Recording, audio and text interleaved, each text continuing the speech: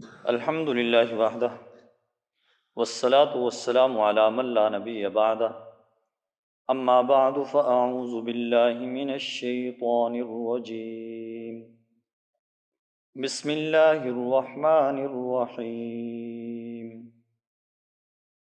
وَإِن تَعْجَبْ فَعَجَبٌ قَوْلُهُمْ أَإِذَا كُنَّا تُرَابًا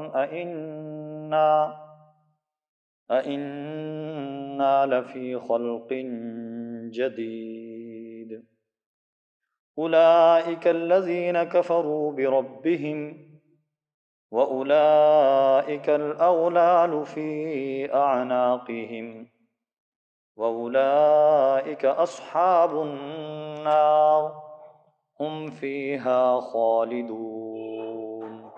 صدق اللہ العظیم۔ آج ہم اپنے درس قرآن کا آغاز سورہ رعد کی آیت نمبر 5 سے کر رہے۔ اللہ تبارک و تعالی ارشاد فرماتے ہیں وَإِن تَعْجَبْ فَعَجَبٌ قَوْلُهُمْ، اگر آپ کو ان کافروں پہ تعجب ہوتا ہے تو ان کی یہ بات تعجب کی ہے کہ جب ہم مٹی ہو جائیں گے کیا ہم نئے سرے سے پیدا ہوں گے؟ پچھلی آیات کے اندر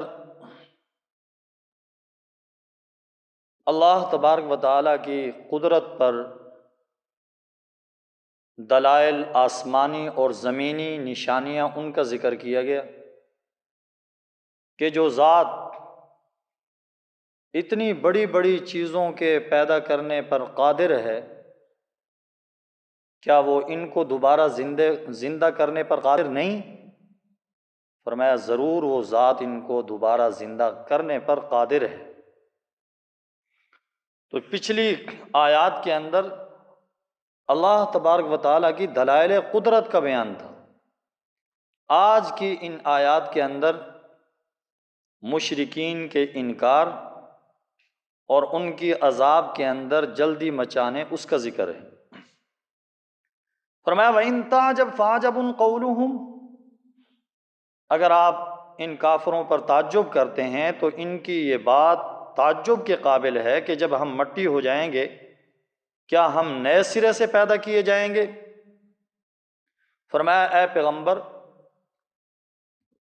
اگر آپ ان پر تعجب کرتے ہیں ان کے انکار نبوت پر اور بت پرستی پر تو فرمایا اس سے زیادہ تعجب کے قابل ان کی یہ بات ہے، یہ کہتے ہیں کہ جب ہم مٹی ہو جائیں گے اور گل سڑ جائیں گے بوسیدہ ہو جائیں گے پھر دوبارہ ہماری روح دوبارہ پھونکی جائے گی ان جسموں کے اندر۔ یہ بات مشرکین مکہ کی محدود عقل کے اندر نہیں آتی تھی، اور وہ یہ کہتے تھے اَإِذَا كُنَّا تُرَابًا وَعِظَامًا، کہ جب ہم مٹی ہو جائیں گے اور ہڈیاں ہو جائیں گے، اور کہیں پر کہتے تھے ذَلِكَ رَجْعٌ بَعِيدٌ، یہ دوبارہ لوٹنا یہ ہماری سمجھ سے بالاتر ہے، یہ ہماری سمجھ کے اندر نہیں آتا۔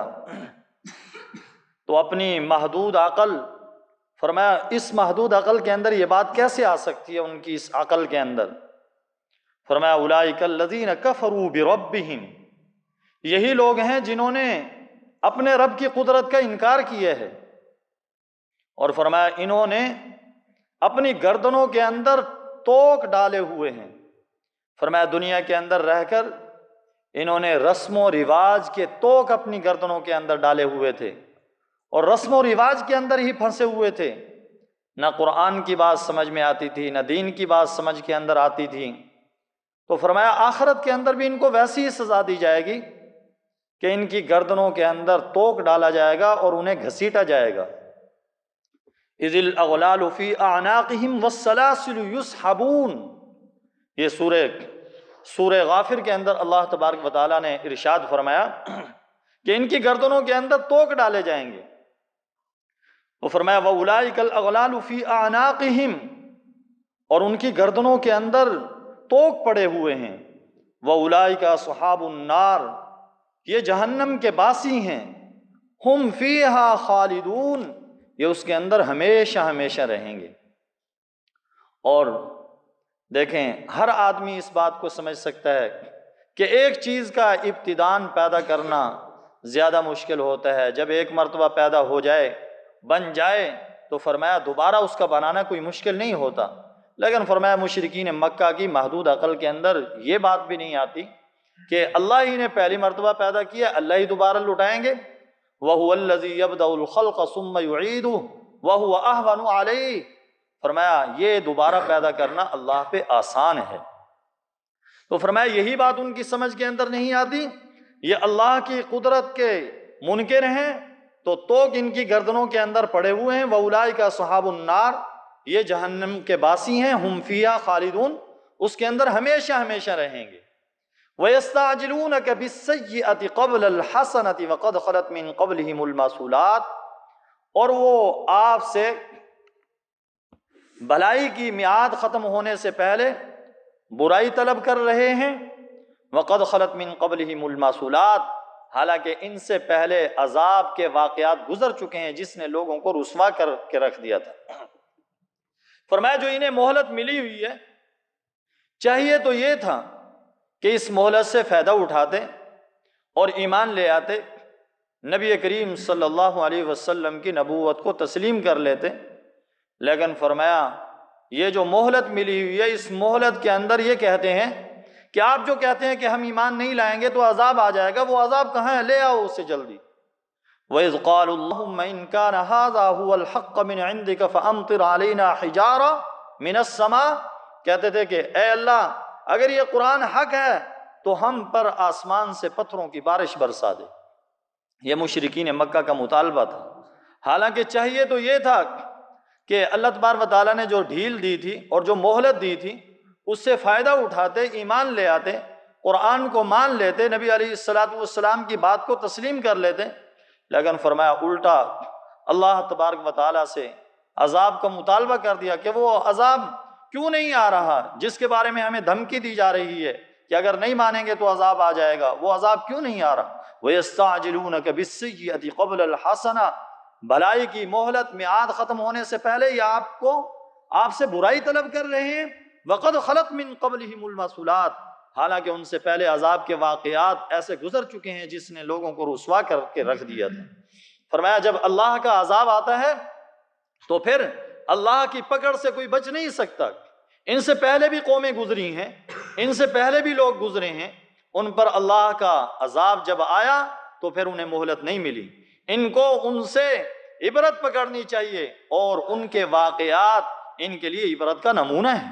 وَإِنَّ رَبَّكَ لَذُو مَغْفِرَةٍ لِلنَّاسِ عَلَىٰ ظُلْمِهِمْ، اور فرمایا حقیقت بات یہ ہے کہ تیرا رب لوگوں کی زیادتیوں کے باوجود ان کو معاف کرنے والا ہے۔ فرمایا اللہ تبارک و تعالیٰ تو لوگوں کی زیادتیوں کے باوجود لوگوں کو معاف کرنے والے ہیں، لوگوں کی بخشش کرنے والے ہیں۔ وَإِنَّ رَبَّكَ لَشَدِيدُ الْعِقَابِ، اور یہ بھی حقیقت بات ہے کہ تیرے رب کی سزا جو ہے وہ بڑی سخت ہے۔ اس آیت مبارکہ کے اندر اللہ تبارک و تعالیٰ کی مغفرت اور سزا دونوں کا اکٹھے ذکر کیا گیا، اس لیے کہ اگر صرف مغفرت ہی مغفرت ہو تو اس کے ذریعے سے انسان بے عمل اور بد عمل بن جاتا ہے، اور اگر سارا ہی خوف ہو تو انسان مایوسی کا شکار ہو جاتا ہے۔ تو اس لیے دونوں چیزوں کا ذکر کیا۔ فرمایا تیرے رب کی بخشش بھی بڑی ہے اور تیرے رب کی سزا جو ہے وہ بھی بڑی سخت ہے۔ تو فرمایا اللہ تبارک و تعالیٰ تو لوگوں پر بڑی بخشش فرمانے والے ہیں ان کی زیادتیوں کے باوجود۔ فرمایا جب اللہ تبارک و تعالیٰ معاف کرنے پہ آئیں، اور فرمایا بڑے بڑے گناہگاروں کو لوگ اللہ کی نافرمانی کر رہے ہیں، حتیٰ کہ اللہ کی کبریائی کو چیلنج کر رہے ہیں، لیکن پھر بھی اللہ تبارک و تعالیٰ نے کرم کیا ہوا ہے، اور فرمایا اس کی سزا کتنی سخت ہے۔ جب وہ کسی کو پکڑے تو فرمایا اس سے کوئی چھڑا نہیں سکتا۔ اور دیکھیں دونوں چیزوں کا، مغفرت کا اور سزا کا، صرف اس آیت مبارکہ کے اندر نہیں ذکر کیا گیا، بلکہ یہ مضمون قرآن کریم کے اندر اور جگہوں پر بھی ذکر کیا گیا۔ فرمایا ان ربک لسریع العقاب وانہ لغفور الرحیم، یہاں پر بھی مغفرت اور سزا دونوں کا تذکرہ اکٹھے کیا گیا۔ اور دوسری جگہ پر فرمایا نبئ عبادی انی انا الغفور الرحیم وان عذابی هو العذاب العلیم. تو وہاں پر بھی اللہ تبارک و تعالیٰ نے اپنی مغفرت اور اپنی سزا دونوں چیزوں کا اکٹھے ذکر کیا. فرمایا وَيَقُولُ الَّذِينَ كَفَرُوا لَوْلَا أُنزِلَ عَلَيْهِ آيَةٌ مِّن رَّبِّهِ. اور جن لوگوں نے کفر اختیار کر لیا وہ کہتے ہیں کہ اس پیغمبر پر اس کے رب کی طرف سے کوئی معجزہ کیوں نہیں اتارا گیا. اس آیت مبارکہ کے اندر مشرکین مکہ کا جو ایک اور مطالبہ تھا اس کا تذکرہ کیا جا رہا ہے. مشرکین مکہ نبی کریم صلی اللہ علیہ وسلم سے نت نئے معجزات کا مطالبہ کیا کرتے تھے، منہ مانگے معجزات کا مطالبہ کیا کرتے تھے. اور ایسی بات نہیں ہے کہ انہیں کوئی معجزہ دکھایا نہ گیا ہو، قرآن کریم جیسا علمی معجزہ، اس کے علاوہ بھی بے شمار مادی معجزات ان کو دکھائے گئے، لیکن اس کے باوجود پھر وہ ضد اور عناد کی بنا پر، ہٹ دھرمی کی بنا پر نت نئے معجزات کا مطالبہ کرتے تھے اور کہتے تھے کہ ایسا کر دو تو پھر ایمان لے آئیں گے، یہ ہو جائے تو پھر ہم ایمان لے آئیں گے. تو فرمایا اے پیغمبر آپ فرما دیجئے یہ معجزات کا دکھانا یہ میرا کام نہیں، نہ میرے اختیار کے اندر ہے، یہ تو اللہ کا اختیار ہے. اللہ چاہیں گے تو دکھا دیں گے، اللہ چاہیں گے تو نہیں دکھائیں گے. انما انت منذر، فرمایا آپ تو خبردار کرنے والے ہیں. فرمایا میرا کام تو بس تبلیغ ہے، بات پہنچا دینا ہے، منوانا میرا کام نہیں ہے. فرمایا وَلِكُلِّ قَوْمٍ ہاد، ہر قوم ایسی تھی کہ اس کے لیے ایک ہادی تھا. فرمایا ایک ہدایت دینے والا تھا اور ہدایت کی رہنمائی کرنے والا تھا، ایک رہبر آیا. فرمایا جس طرح ہر قوم کے لیے ایک ہادی آیا، ایک داعی آیا، میں بھی تمہارے لیے ہادی بن کے آیا ہوں، میں بھی تمہیں راستہ دکھانے کے لیے آیا ہوں، اور میں بھی تمہارے لیے داعی بن کے آیا ہوں، اس لیے میری بات کو بھی قبول کرو. اور دیکھیں مشرکین مکہ نے جن معجزات کا مطالبہ کیا وہ ضد اور عناد کی بنا پر مطالبہ کیا اور ہٹ دھرمی کی وجہ سے مطالبہ کیا، وگرنہ قرآن کریم جیسا معجزہ، اس کی فصاحت و بلاغت اور معجزہ بھی ان کے مطابق تھا. جیسے وہ اپنے آپ کو فصاحت و بلاغت کا ماہر کہتے تھے، اپنے آپ کو عرب کہتے تھے، دوسری ساری دنیا کو گونگا کہتے تھے، عجم کہتے تھے. تو اللہ نے فرمایا یہ قرآن ہے، اگر تم کہتے ہو کہ ہمیں اس قرآن پر یقین نہیں کہ یہ نبی نے خود بنایا ہے، تو فرمایا تم خود عربی دان ہو، تم قرآن جیسی کتاب بنا کے لاؤ. اور ساری دنیا کو پتہ ہے وہ لوگ جو ساری دنیا کو گونگا کہتے تھے قرآن کریم کے اس چیلنج کے سامنے خود گونگے بنے رہے اور آج تک گونگے ہیں، کوئی اس کے چیلنج کو قبول نہیں کر سکا. تو فرمایا یہ جو انہوں نے معجزات کا مطالبہ کیا ضد اور ہٹ دھرمی کی وجہ سے مطالبہ کیا.